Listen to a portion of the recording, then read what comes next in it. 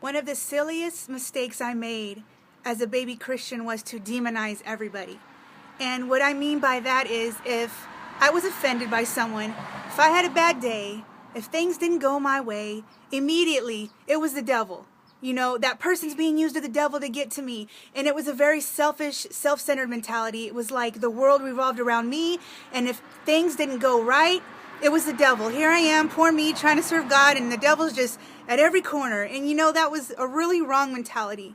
There will be times when the devil attacks us spiritually, and it's going to be very serious, and we will have to, war in the spirit. But a lot of times I see so many Christians, and I've been guilty of it, we demonize our brothers and sisters. You know, if somebody had a bad day and offended us, we'll start saying, oh, the devil's using them to get to us. And you know what? It might be God putting that person in our lives, because God sees that we had selfishness.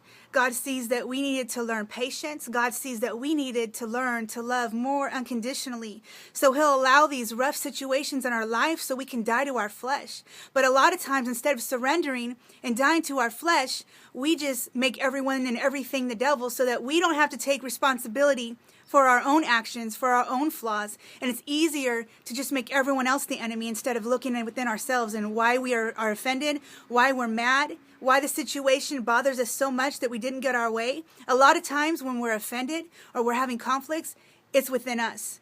And so God allows these difficult people and difficult situations into our life to cultivate who we're supposed to be in Christ. And I just think that we need to be careful, because there's a big difference between wolves and sheep's clothing. There's a big difference between people who are under the influence of a spirit that is not of God, somebody who goes into churches and hurts believers and destroys people and destroys churches, destroys lives.